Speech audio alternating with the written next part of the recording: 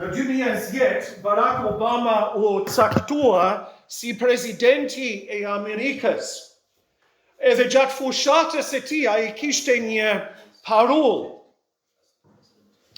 Ndryshimi për të cilin kemi nevojë të gjithë. Obama tha, unë jam ai që do të sjell politikën që na duhet. Po dua të flas jo për politikën sot, po për shërbesën për të cilën kemi nevojë. Çfarë lloj shërbes ka nevojë kisha e Perëndis? Çfarë lloj shërbes do të ndërtoj, do të bekoj kishën e Zotit?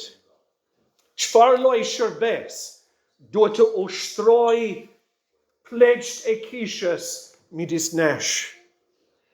Tani duhet të flas me 3 lloj njerëzish sot. Do flas drejt për së drejti me Bledin, sepse ai është sebebgjiu. Por do të flas drejt për së drejtis se çfarë përgjegjësish ai ka përpara Zotit si plakishe. Dua edhe të flas me antarët e kishës së Patosit. Se dua që ju të keni pritshmëri të duhura për Bledin. Ka pritshmëritë biblike dhe pritshmëritë njerëzore. Dhe ajo që rëndon një shërbëtor i Perëndis më shumë nga të gjithë është kur kisha pret diçka që ai nuk është thirrur të bëjë. E mbaj mend herën e parë që takova me kishën kur kam shërbyer në Skotësi. E kishin thirrur të gjithë anëtarët e kishës që të më njihnin edhe pasi u prezantova, pastori i kishës tha tani, a keni ndonjë pyetje për Willin? Po, sa njerë. Do vish të takimi të moshurve? Do vi, thash. Unë ngrit dorën një tjetër. Do bësh ti shërbes me fëmijë? Do vi edhe te bashkësia e fëmijëve. Pastaj një tjetër, po ti do na vizitosh shtëpi e thash. Pa tjetër. Një tjetër unë ngrit dhe tha, o Will, kemi nevojë për ungjëllëzime, do ungjëllëzosh për ne, do të ungjëllëzoj vllai. Edhe vazhdoi lista aq gjatë, sa që as Supermani, as Spidermani, as asnjë superhero nuk mund të plotësonte të gjitha gjërat. Po nga një herë kështu jemi me drejtuesit e kishës. E dim se kur janë pak më të urlët se sa frymën e shenjtë. Se kur janë në gjendje që të bëjnë diçka që askush tjetër nuk mund të bëjë. Ne si kishë duhet të kemi pritshmëritë biblike për Bledin, nëse shërbesi e tij do jetë bekim dhe jo barë. Po duhet të flas me të gjithë ne si besimtarë sot. Sepse një plak kishe si pas vargu 12 të pasazhit ton është një shembull për të tjerët. Dhe çfarë bëhet me një shembull? Ndiqet, imitohet. Nëse ne kemi një shembull të mirë, ne duhet të bëjmë atë që bën ai. Dhe edhe pse ky pasazh i drejtohet drejtuesve të kishës kryesisht, ata duhet të na hapin rrugë neve që të ndjekim pas. Që do të flas me të gjithë ne sot. Çfarë porosit kemi këtu për një shërbes për të cilën kemi nevojë? Së pari, mos i vër veshin opinionit. Vargu 12, askush të mos e shpërfil moshën tënde të re. Tani kjo është një nga pjesët më të abuzuara të Biblës, sepse nuk po flet për adoleshent, edhe nuk po flet për fëmijë këtu. Timoteu, kur kjo letër ishte shkruar, do kishte qenë 35 vjeç. Ai ka 15 vjet shërbes me apostllin Paul. Të gjitha ngjarjet e librit të veprave kanë ndodhur tani. Ai është dërguar në Korint që të zgjidhi lëmshin e kishës së Korintit. Ai është përbalur me përndjekje, me mësime të reme, me sfide të mëdha, me varfëri, me lloj sfidash. Ky nuk është një çunak, është një shërbëtor i sprovuar i Perëndis. Por, në atë shoqëri, në atë kohë, duhet të ishe 40 vjeç, mos të ishe i ri. Kur mbushe 40 vjeç, ishe konsideruar i rritur tani. Dhe kjo gjë me aq sa duket u rëndua mbi Timoteun. Tani Pali po thot, mos e lër paragjykimet e njerëzve të kufizojnë ty. Mos e druaj opinionin e njeriut, po shpall fjalën e Perëndis me autoritet. Vargu 19. E thot, porosit këto gjëra, tekstualisht urdhëro këto gjërat. Është fjala që është përdorur për një oficer i lartë, i cili jep urdhër nën oficerët e tij. Urdhëro këto gjëra dhe mëso këto gjëra. Çdo drejtues duhet të dëgjojë mendimet e antarëve të kishës, mos të sillet me arrogancë. Po në fund të fundit, ai duhet të shpall me guxim dhe autoritet çfarë thot fjala e Zotit, dhe të insistoj që në kishën e Zotit fjala të zbatohet. Bledi mos e lër opinioni i njerëzve të mbylli gojën ty. Shpall fjalën e Perëndis në mënyrë të plot, me autoritet që nuk vjen prej teje, nuk vjen nga fakti që ti je pllakishe, po me autoritetin e fjalës së Zotit. Mëso dhe kërko kishës që ti bindet kësaj fjale. Kisha patosit, a do të respektoni autoritetin e fjalës në jetën tuaj? A do të zbatoni atë që mëson bledi nga fjala e Zotit? A do të jemi ne, si antar kishe, ata që njohin, pranojnë dhe ecin në fjalën e Perëndis? Mos i dhër veshit opinionit. Së dyti, shohim që duhet të jesh një shembull, vargu 12 përsëri, por bëhu shembull për besimtarët. Fuqia e shërbesës së një njeriut nuk qëndron në predikimet apo studimet e tij, po në shembullin që jep. Predikimet tona do të harohen, studimet biblik më shpejt. Ajo që do kujtohet është shembulli që japim. Bledi shërbesa jote do ketë fuqi sipas shembullit që ti jep. Në çfarë fushë duhet të jesh një shembull? Po në të folur. A janë fjalët e tua, fjalët e një shërbëtori i Perëndis? A janë plot me hir, plot me të vërtet, plot me dashuri? A do kontrollosh gjuhën tënde? A do rezistosh tundimin që të nxjerrësh inatin apo të ullësh të tjerët?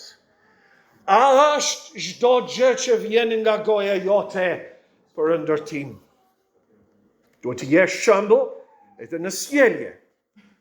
Asnjë shërbëtor i Perëndis nuk është i pamëkat, po duhet të jetë i patëmet. që do të thot që nëse baltë hizet, ajo nuk ngjit. Ajo nuk qëndron. Njeriu mund të mëkatoj, po nuk duhet të ketë zakon mëkati. Njeriu mund të shkel ligjin e Perëndis, po nuk duhet të jetoj në mëkat.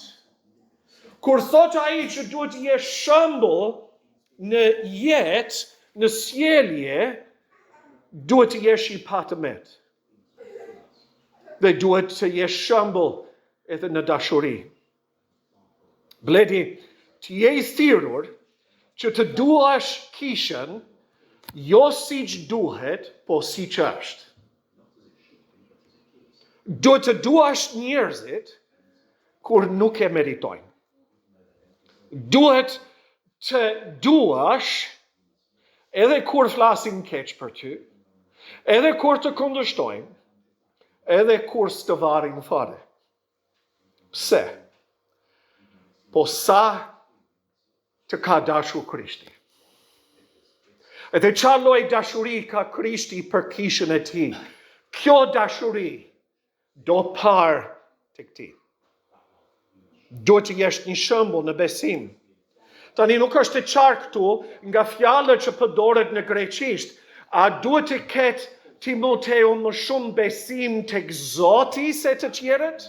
Apo a duhet Timoteu të jetë më besnik ndaj Zotit se të gjithë? Se kjo fjalë mund të përkthehet në të dyja mënyrat. Bledi, kur të gjithë janë të dëshpëruar dhe kanë hequr shpresat fare, ti duhet të kesh besim tek fuqia dhe premtimet e Perëndis.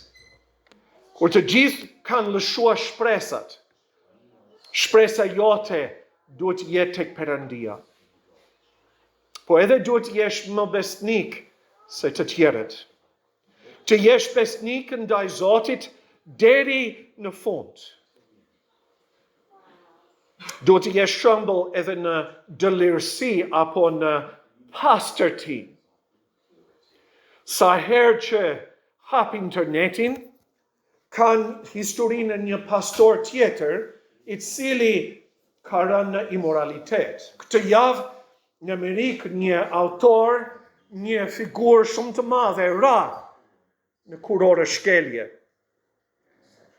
Realisht, pastërtia e brendshme dhe e jashtme do të përcaktoj nëse shërbese njeriut është e fryqme apo një gur pengese. Bledi, një shembull për kishën. Dhe Zoti do të përdor fuqimisht. Kisha, çfarë shembull jemi ne? Nëse njerëzit do të na ndjekin shembullin ton personal, ku do përfundojmë? A jemi shembulli në të folur, në sjellje, në dashuri, në besim, në pastërti? A jemi ne si besimtar të Jezusit shembulli? Sepse nëse nuk jemi shembulli të mirë, do jemi gur pengesë që bëjnë jo besimtar të blasfemojnë emrin e Zotit. Të dashur, nuk është vetëm Bledi që thirret të jetë shembulli i mirë për secili prej nesh. Së treti, përqendrohu tek shërbesa e fjalës. Vargu 13. Kushtoji leximit, nxitjes dhe dhënies së mësimit. Nevoja më e madhe e kishës është për fjalën.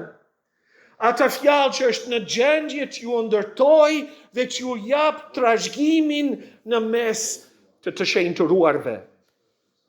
Fjala na këshillon, na ndreq, na shenjtëron, na ushten, na ngushëllon, na ruan nga e keqja, na jep forcë për të vazhduar çdo ditë. Bledi, ti duhet të sigurosh që përparësia jote është shërbesën e fjalës. Ka 1000 gjëra që ti mund të bësh. Dhe akoma do ketë më shumë për të bërë. Po kjo duhet të jetë përparësia jetës tënde. Do kohë të zotërosh shkrimet. Do kohë të nxjerrësh zbatimet e duhura për kishën. Do kohë që ti të rritesh në fjalën e Zotit.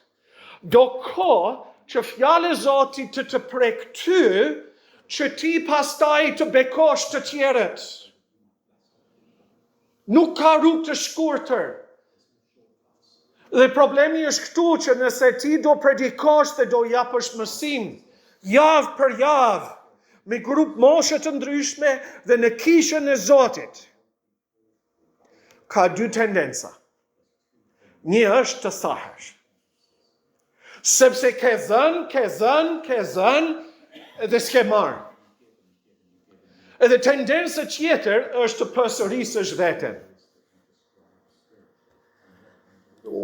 Jam bekuar prej një pastori i cili Zoti përdori për shpëtimin tim edhe ka qëndruar shumë pranë meje për vite, por në fund të shërbesës së tij, unë kur vizitoje kishën, e dija për çfarë do fliste. Nuk isha profeta, po e dija se përsëriste veten me 6 temat edhe ti zgjidhje brenda predikimit. Do fliste për të 6 apo 4 apo 5, se përsëriste veten me çfarë do lloj pasazhi dilte përpara. Pse? Sepse nuk ishte në fjalën e Zotit. Bledi të kesh një shërbes të gjatë, do thot të japësh përparësi shërbesës së fjalës. Edhe ne, si kish në Patos, duhet të marrim këtë për zemër.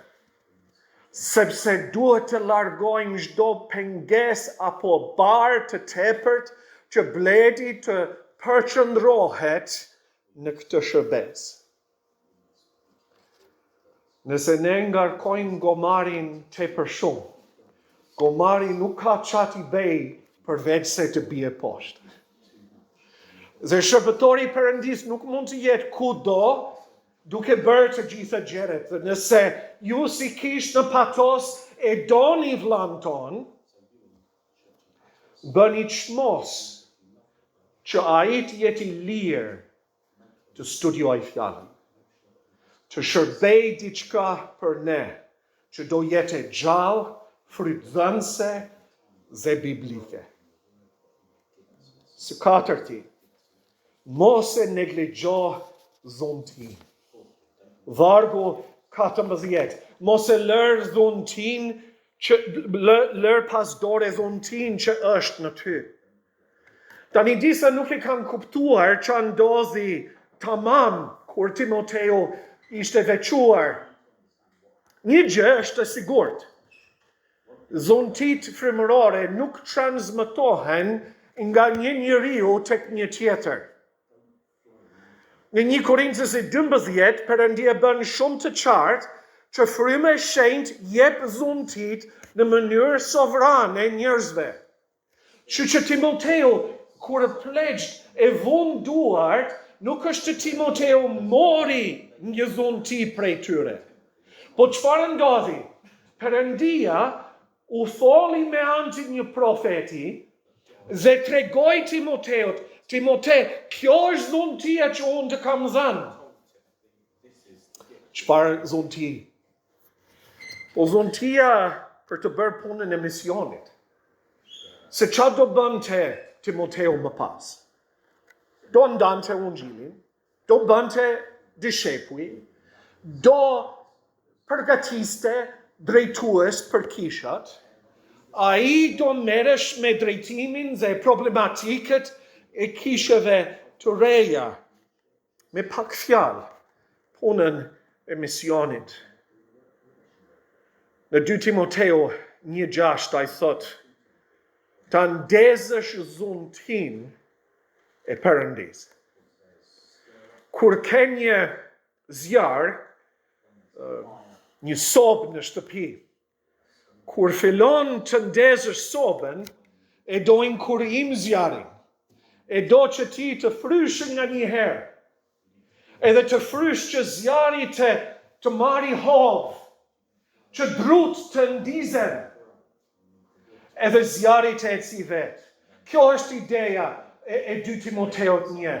O Timote, fry që të marri flak dhuntia jote, që të jetë zjarët, mos e negligjo, mos e lër pas dore. Bledi, nëse shërbesa jote do jetë e fryqme, nuk do të lejosh as lodhje, as dekurimi, as kundërshtimet, as halet të zbusin apo të mbysin dhuntin tënde. Përdor këtë dhunti me gjithë forcën që ke. Po kisha, po dhunti tona, kemi lënë në raft? A kemi lënë në hares për kujtimet e bukura të rinis tonë? A jemi ne duke përdorur dhuntit tona me gjithë zemër? Së pesti, shërbej me gjithë zemër, sepse shërbesa nuk është punë. Ti shërbesh Zotit nuk është profesion, është një jetë, është një thirrje hynore, është një vepër e shenjtë. Pali thot kujdesu për këto gjëra dhe qëndro në to që përparimi yt të jetë i dukshëm për të gjithë. Fjala përparim flet për një ushtar, zakonisht një inxhinier, që do dilte përpara ushtrisë dhe do sheshonte gjithçka që ishte pengesë për ushtrinë.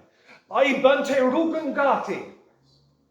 Nëse duhet të priste shkurët dhe pemët e priste, nëse duhet të bënte një orë për të kaluar një përua e bënte. Po ideja është që ky njeri shkonte përpara ushtrisë, që ushtria mos të pengohej, po të ecte drejt edhe shpejt drejt objektivit. Dhe ideja e Timoteut është këtu. O Timote, nëse ti je krejtësisht i përkushtuar ndaj shërbesës tënde, ti do hapësh rrugën që kisha të vijë mbrapa teje dhe të bëj po të njëjtët veprat e shërbesës. Prandaj bledi, duhet të shërbesh si që ke shërbyer, me gjithë zemër dhe me gjithë shpirt. Sepse kur shërben me gjithë zemër, çfarë ndodh? Ti përparon, ushtria e Zotit vjen nga pas. Që ti shërbej gjithnjë e më shumë. Po ne si besimtar, si shikojmë shërbesën? Si barë? Si gjë që na rëndon? Apo japim vetët tonë ndaj shërbesës së Zotit me gjithë zemër? Sepse realisht, kur ne japim vetët tona me gjithë zemër në shërbesën e Zotit, nuk është vetëm që ne do përparojmë, po do hapim rrugën për fëmijët, adoleshentët, besimtarë të rinj, të na ndjekin pas. Së fundmi ruaje veten. Vargu 16, ruaje veten dhe doktrinën, dhe është interesante që e thot në këtë rast, se Fryma e Shenjtë nuk gabon atë që thot, as në razën që e thot. Ruaje veten dhe doktrinën. Se cili prej nesh kemi 3 armiq, bota, mishi dhe i ligu. Po një plak kishe është në shënjeshtrën e të ligut më shumë se të gjithë. Përse u godit Jezusi?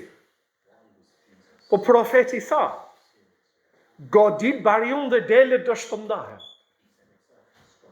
Kur një drejtues kishe bie në mëkat, bie në kompromis, apo bën kompromis me të vërtetën e Zotit, kush dëmtohet? Po gjithë kisha dëmtohet. Dhe jo vetëm kisha, po edhe komuniteti përreth. Sepse nëse kisha është e zhytur në mëkat, ashtu si kurse bota është e zhytur në mëkat, ne s'kemi gjë për botën. Nuk ka shpresë. Prandaj bledi, kalo kohë duke ruajtur veten, zemrën. Bëu punën e kopshtarit. Kur ne që merrime me baqen, shikojmë që të mbinë barishte, e shkullim me gjithë ranje, sepse e dim, po të lëm, baqe do pushtohet nga barje dhe nga gjeret të këqija. Shkurle mëkatin sa duket në jetën tënde. Je pa mëshirshëm ndaj mëkatit dhe bell që në vërtet je vigjilent si një roj që ruan zemrën e vet, sepse nga zemra dalin burimet e jetës. Po edhe ruaj doktrinën. Sepse po të shtrembërosh fjalën e Zotit, atëherë do biesh në qafë të njerëzve që të dëgjojnë. Po edhe ne, si besimtar, a nuk do të ruajmë veten dhe doktrinën tonë? A nuk do të jemi vigjilentë mbi zemrat tona dhe mbi ato që besojmë që të mos luajmë as 1 milimetër nga fjala? Bledi në këtë ditë të veçantë, të thëras që të plotësosh këtyre porosive biblike. Zbato këto gjërat dhe shërbese jote do jetë bekim për të tjerët. Dhe ti do jesh i bekuar në te. Kisha, kjo është shërbesa që neve na duhet neve. Ne duhet të lutemi për bledin, të ndihmojmë bledin, të shërbejmë krah për krah me bledin dhe të imitojmë bledin kur ai imiton Krishtin. Po fjala e fundit dua t'i drejtoj vëllezërve. Kush do t'i bashkohet bledit në firë dhe në patos nga vëllezërit si plak kishe? Asnjë nuk është i plot fuqishëm. Asnjë nuk është i gjithdijshëm. Asnjë nuk ka zunti të gjitha që i duhen për shërbesën e kishës. Ideja që një njeriu mund të mbaj apo mund të shërbej një kishë është absolutisht i gabuar dhe jo biblik. Prandaj Jezusi i dërgonte gjeshepujt, dyshe.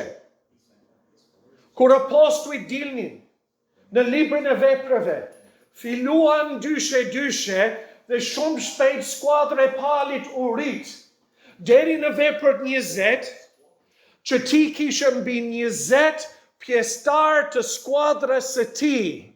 Ne themi pali, po ai kishte 20 vetëm mbrapa.